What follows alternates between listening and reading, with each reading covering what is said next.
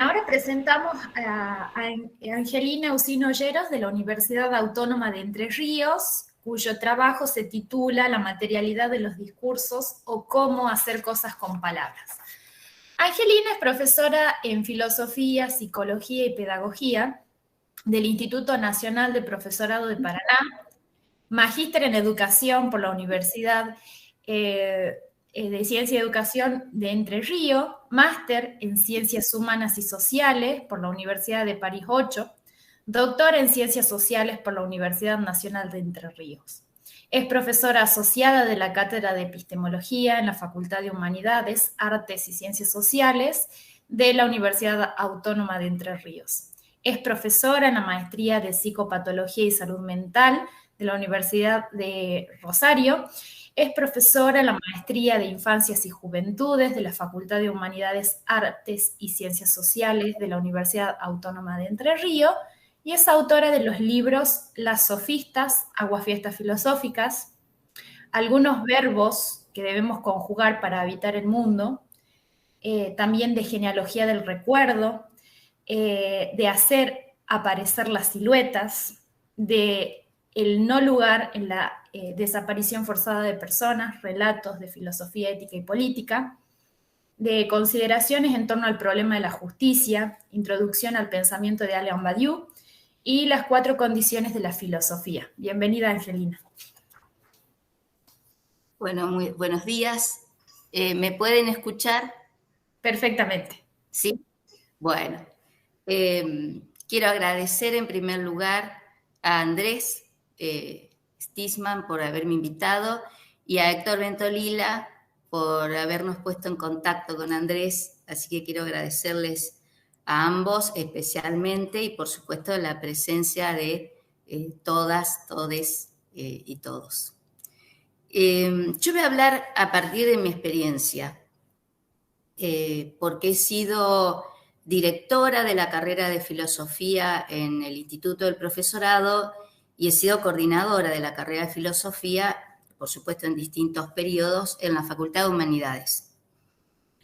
Hay un término del lunfardo reciente que es el ninguneo, y bueno, en la historia oficial de la filosofía las mujeres hemos sido ninguneadas, pero también en la propia universidad, el lugar que ocupamos, la consideración que se nos tiene, incluso abundan ejemplos en los concursos ordinarios, ¿no? Es decir, que hay un no reconocimiento a la capacidad de las mujeres para filosofar.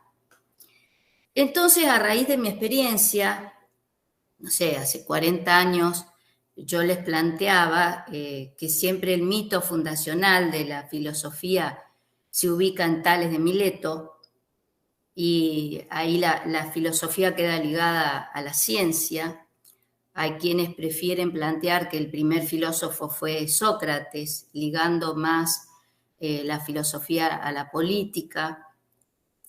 Y yo les decía, bueno, y Aspasia de Mileto podría ser la primera filósofa. Y la respuesta que me daban es que Aspasia había sido amante de Pericles. Es decir, que no había ahí un argumento acerca de los testimonios y los pensamientos de Aspasia, sino que había sido amante de un personaje de tanto peso como Pericles. Entonces pienso hoy, ¿qué significa en el presente, en la actualidad, hacer una filosofía feminista? Y una filosofía feminista del lenguaje. Y tomo aquí 2 cuestiones. Una es la escritura filosófica, es decir, cómo, dónde, cuándo, quiénes realizan una escritura feminista en filosofía y quienes hacen una lectura feminista de los textos filosóficos. Hablando con las generaciones jóvenes, sobre todo las direcciones de tesis, yo les digo, bueno, obviamente que la bibliografía de la que disponemos, la mayoría, la gran mayoría, fue escrita por filósofos, pero el desafío está en hacer una lectura feminista de esos textos, no desestimarlos, no decir, bueno, ¿para qué vamos a leer a Kant cuando dice que la mayoría de los hombres y la totalidad del bello sexo se mantienen en la minoría de edad? O cuando Arthur Schopenhauer dice que las mujeres somos esos seres de cabellos largos y pensamientos cortos. Es decir, ¿qué significa no solo marcar eso, sino también ver en la propuesta filosófica de ellos cómo hacer una lectura feminista? Si eso es posible, yo creo que sí.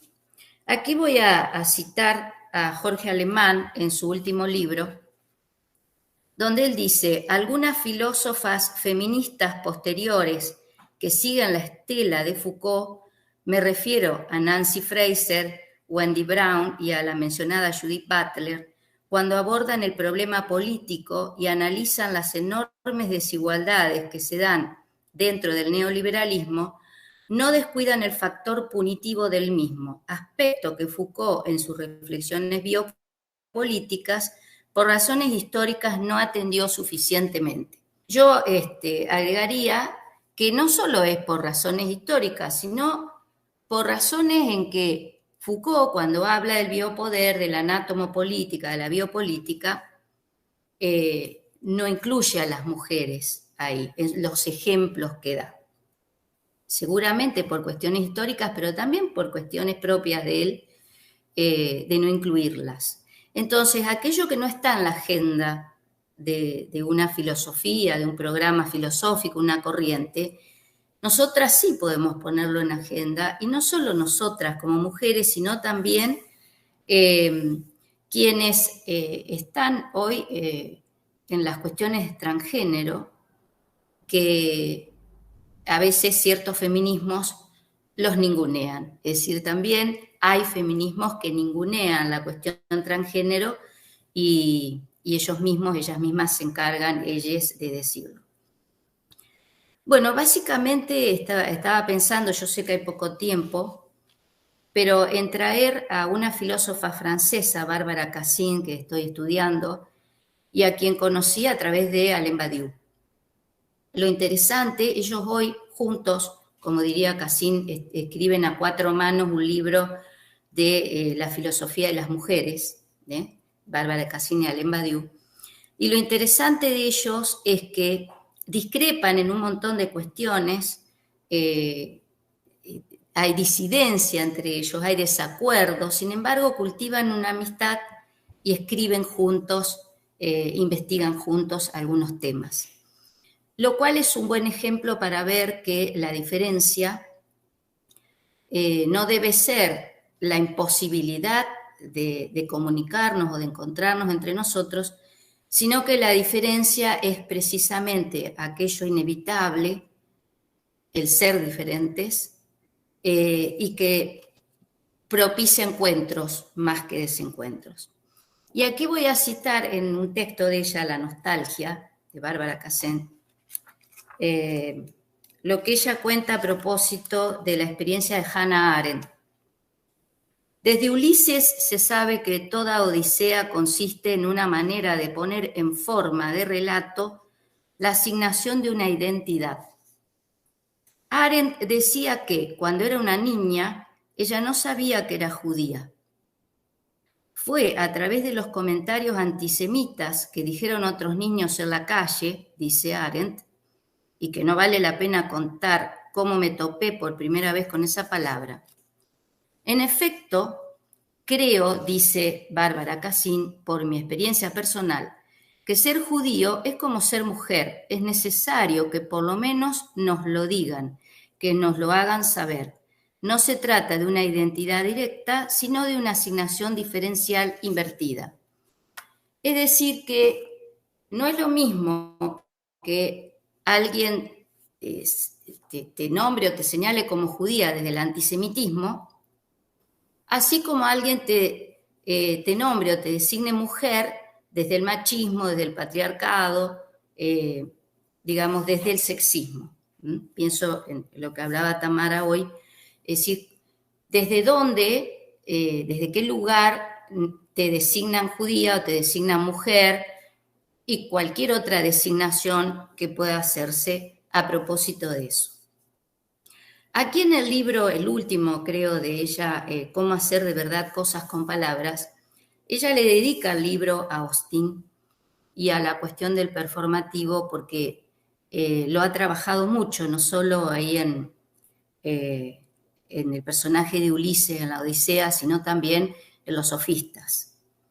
Ella escribe un libro muy interesante que es El efecto sofístico. Ahí es el desacuerdo que tiene con Badiou, pero lo interesante es que ellos dialogan en ese desacuerdo, porque ella reivindica el lugar de los sofistas y el discurso de los sofistas que es netamente performativo para ella, ¿no?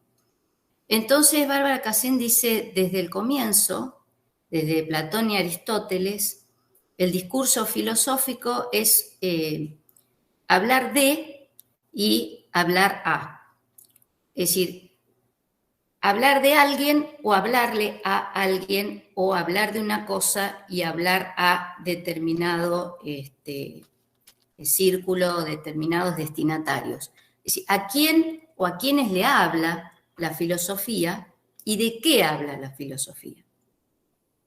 Y hay un tercer discurso que es el del hablar por hablar, como designa a los sofistas Aristóteles.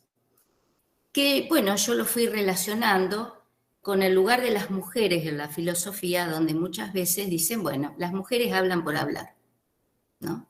Es ese lugar de ninguneo también discursivo, es decir, hablan por hablar. Aquello que Platón denominó epideixis, que es ese discurso sofístico, donde en la actualidad, porque Cassin lo trae a la actualidad, al discurso sofístico, y lo trae porque precisamente a partir del texto de Lyotard, la caída de los grandes discursos, el fin de los grandes discursos también de la filosofía, se fue instalando esta cuestión del relato, donde el relato queda en el lugar de la denostación, es decir, donde incluso hoy lo podemos ver cuando se quiere descalificar un pensamiento, se quiere descalificar una agrupación política, se quiere denostar un proyecto, se dice, es un relato, es el relato, bueno, ese relato quiere decir que ahí no hay una consistencia lógica ni tampoco hay una consistencia ontológica en lo que se dice, en la propuesta y en lo que se hace con palabras.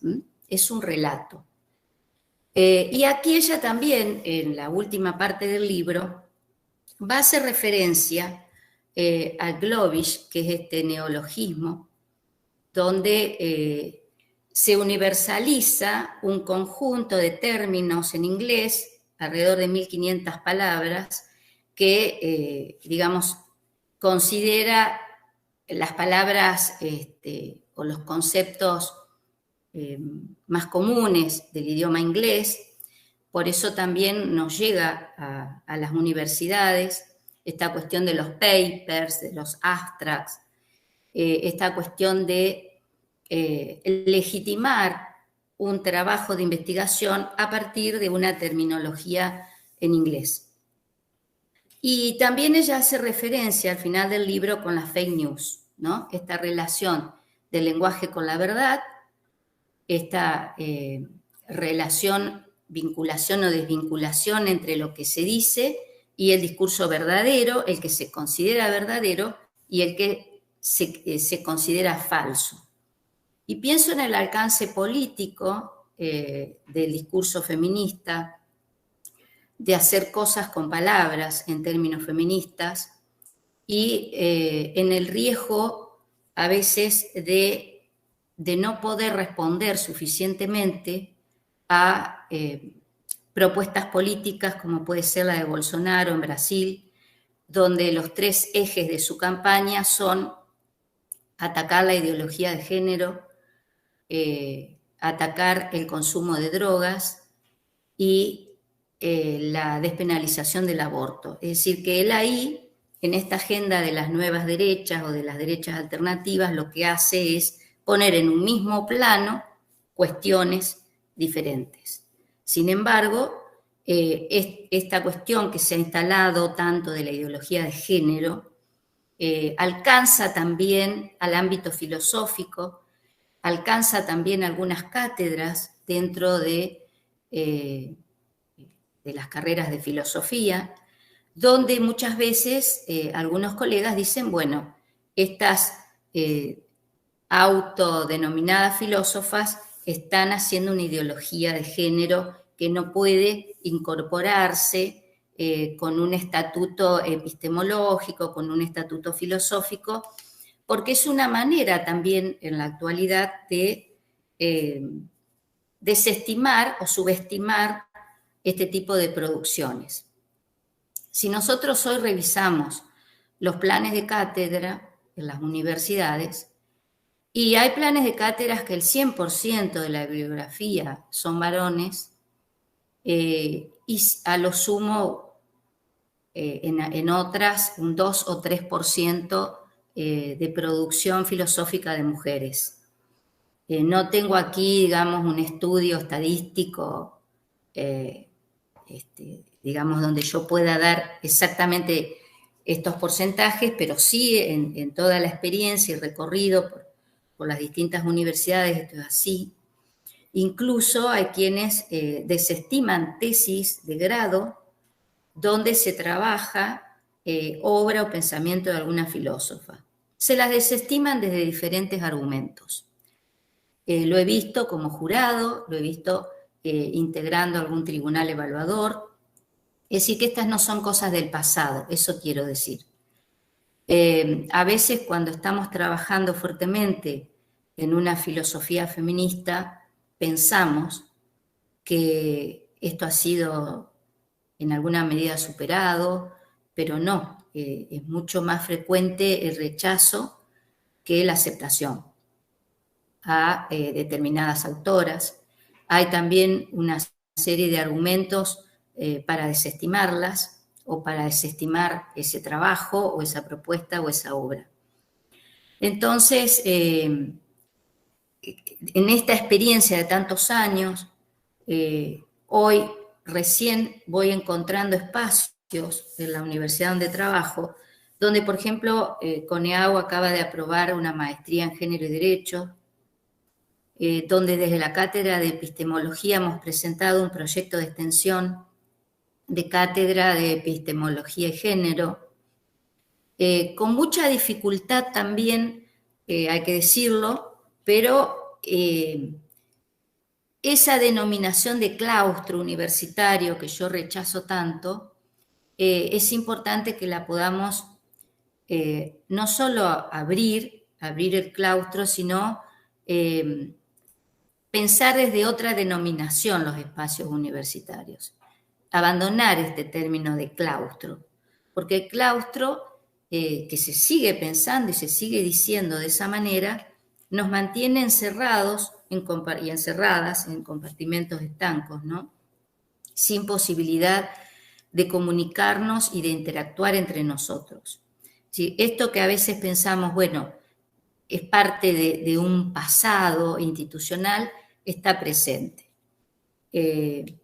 Después, bueno, también me parecía interesante traer lo que dice Bárbara Cassin a propósito de las storytelling, es decir, contar historias, que ha quedado un poco también como parte de un escenario dominante, de una performance de la filosofía actual, donde también la participación de la filosofía en las redes y en los medios de comunicación ha sufrido cierto tipo de reduccionismo, ¿no? Es decir, más allá de que en mi caso, celebra la presencia y la participación de filósofos y filósofas en las redes, en programas de televisión, en diferentes medios, es cierto también que hay un reduccionismo ahí, no sé si ustedes han visto, pero por ejemplo en YouTube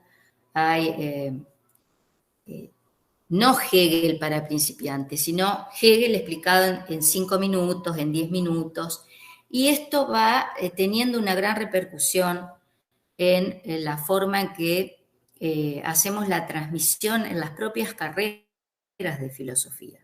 Estos 2 años de pandemia también han llevado a que hay un cierto abandono de la lectura, hay un cierto alejamiento de los textos, a punto tal que hoy estudiantes nos dicen, bueno, yo quiero que usted me dé algunos tips para rendir la materia,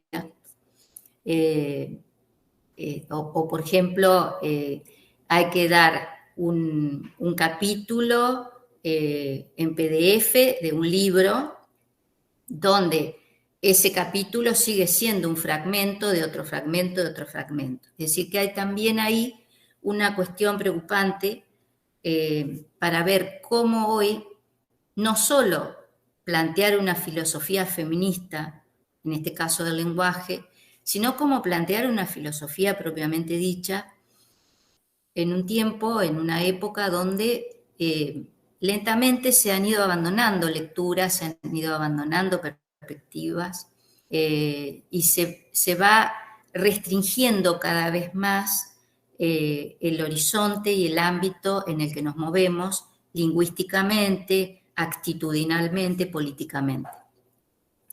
Bueno, un poco para, no sé, el horario, porque estoy preocupada por la docente que tiene que viajar, pero creo que hay también un predominio en términos de filosofía del lenguaje de ciertas tradiciones y de ciertos autores, y a mí me interesaba particularmente Bárbara Cassin porque ella relaciona la filosofía con la literatura, relaciona la filosofía con el poema, y también ella es directora del famoso diccionario de intraducibles en filosofía, lo cual también aporta esta otra cuestión, que es la cuestión de traducir, de cómo traducir no solo de un idioma a otro, sino de cómo traducir un pensamiento y de todo un recorrido genealógico, arqueológico, pero también propiamente discursivo de la filosofía misma.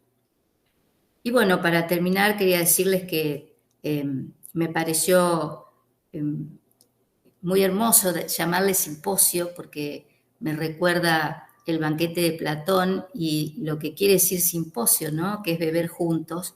Y estoy aprendiendo muchísimo con esta actividad y voy tomando nota todo el tiempo de autores, autoras, enfoques, investigaciones, que eso es lo que nos enriquece tanto en estos encuentros, aun cuando son virtuales. Así que nuevamente les quiero agradecer estar aquí y compartir esto con ustedes y hacerles llegar, para quienes no la conocen, a Bárbara Cassin, una autora tal vez poco trabajada, una filósofa poco conocida en los ámbitos académicos y que desde mi punto de vista hace un gran aporte a la filosofía feminista en la actualidad. Gracias.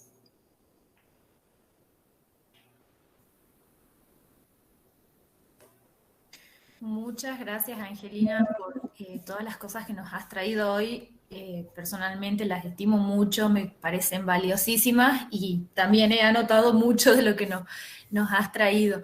Voy a abrir el espacio a preguntas e intervenciones usando el botón de levantar la mano para quien quiera. Andrés, sí. Sí, hola. ¿Qué tal, Angelina? Un pequeño comentario, no una pregunta, pero sí motivado por algunas cosas que has dicho. Yo recuerdo un congreso de AFRA, al que asistí en el año 1995, hace mucho tiempo, donde se presentó una mesa de filósofas feministas, en épocas donde quizás se hablaba un poco menos de eso. La gente las veía como una rareza y yo personalmente recuerdo haber escuchado, fui a escuchar y demás, cuando terminaba la mesa, gente que decía, bueno, estas feministas, lesbianas, con un tono muy despectivo. Y yo no creo que hoy nadie se atrevería a decir una cosa así, pero y esto tiene que ver con creo yo, con la falta de mujeres en las bibliografías y en los programas y demás, creo que todavía está ahí como latiendo en algunos ámbitos la idea, no tanto de introducir a mujeres en los programas, pero que sí introducir cuestiones relacionadas con el género es algo que desde lo filosófico es como un poco menor, ¿no? O sea, es menos eh, importante hablar de la filosofía feminista del lenguaje que hablar de la filosofía del lenguaje en general. Creo que hay como un cierto prejuicio en algún sector, digamos, de la academia, ¿no?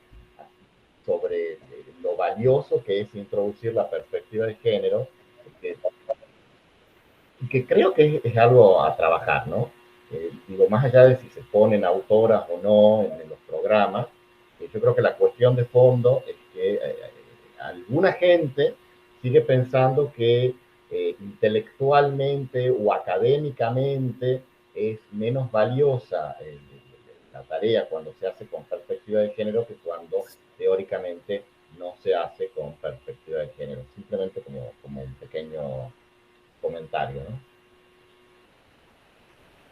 Sí, a propósito de eso, hace un tiempo en la Universidad Nacional del Litoral se organizó un panel que era las mujeres en la filosofía. Yo asistí pensando que iba a encontrar discursos, ponencias sobre Marta Nussbaum, Paul Preciado, sobre Simone de Beauvoir, Hannah Arendt, Simone Weil, etc.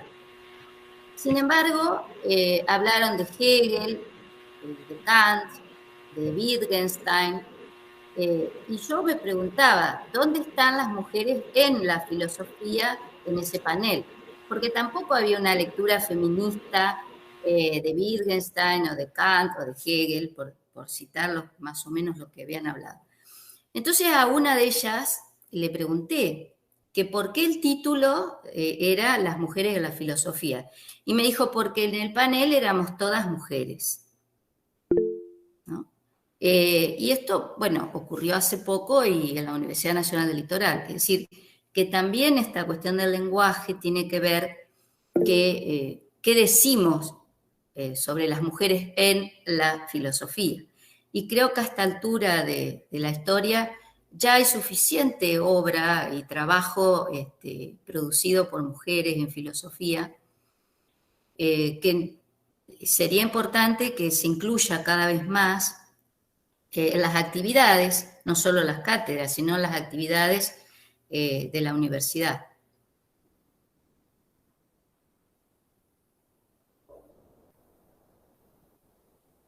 Bien, gracias Andrés. Le doy la palabra a Isabel. Hola Angelina, ¿cómo estás? Hola.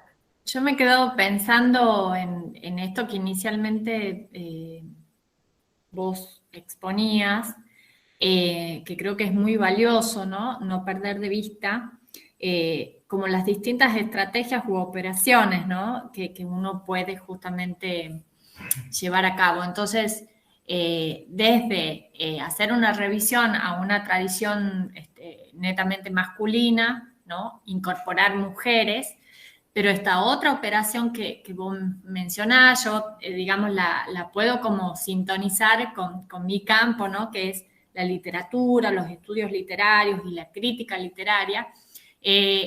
Cuando uno se pregunta, por ejemplo, Nora Domínguez hace mucho, ¿no? En un texto de los 2000, justamente piensa esto, si la crítica solo va a reponer, por ejemplo, autoras en corpus, si solo se va a detener a recabar las representaciones de las mujeres en determinadas obras literarias, o si va a proponer un nuevo modo de mirar esas obras, ¿no? Y ella cree que justamente en esas operaciones de la crítica estaría el mayor desafío, ¿no? Entonces creo que hay como retroalimentaciones, ¿no? Claramente entre estas disciplinas. Y esto que vos decías, o sea, me parece que hay muchas maneras de como romper ¿no? Este sesgo masculino y al mismo tiempo, digo, no caer en la trampa, o al menos siempre a mí me preocupa un poco caer en la trampa de los biologicismos, ¿no? Entonces, Claro. como quedarnos tranquilos solo que poniendo una mujer vamos a estar haciendo una operación, ¿no? de construcción del canon, ¿no? Entonces, bueno, me parecía que era sumamente oportuno esto que vos comentabas. Gracias. Sí, un poco el sentido también era ese, de decir, la sola presencia de una mujer, ya sea en un panel, en un congreso, en un libro, en una cátedra, no garantiza una filosofía feminista ya sea la filosofía moral, la filosofía política, la filosofía del lenguaje, etcétera, ¿no? Y también esta cuestión que yo lo planteé en un trabajo como las microéticas, es decir, que solamente pueden hablar los homosexuales de la homosexualidad, solamente pueden hablar las víctimas del terrorismo denominado terrorismo de Estado, de lo que ocurrió en la dictadura, que solamente pueden hablar los pobres de la pobreza, etcétera, etcétera, ¿no? Y si no es que solamente las mujeres podemos hablar de las mujeres, los transexuales de los transexuales, etcétera. No es que las mujeres solamente tenemos que hablar de problemáticas de género, sino que en realidad es el psicoanálisis, diría, hay un tercero de apelación ahí, entre el que habla y el propio discurso, hay un tercero de apelación, y ese tercero de apelación hace que cualquiera de nosotros pueda hablar de cualquier cuestión. También yo estoy pensando un recorrido que viene desde la autognosis de Sócrates, la autonomía de Kant, la autoconciencia de Hegel, y que hoy lo que se impone es la autopercepción. Es decir, el término que se impone hoy es el de la autopercepción, que le comentaba a Andrés, que con una colega y amiga que aquí tiene el Teatro del Bardo en Paraná, pensábamos hacer una puesta en escena de los diálogos entre Hilas y Filonús de George Berkeley, para pensar entre estos dos personajes esta cuestión de la autopercepción en la actualidad, ¿no? Estas propuestas tienen que ver también con abrir esos claustros filosóficos, ir al encuentro del arte, de ir al encuentro de la literatura y de la poesía, de la historia, etcétera. Así que no quede también como un discurso cerrado en los límites de lo que se considera estrictamente obra filosófica, desestimando otras expresiones, ¿no? Muchas gracias, Angelina. Gracias María José.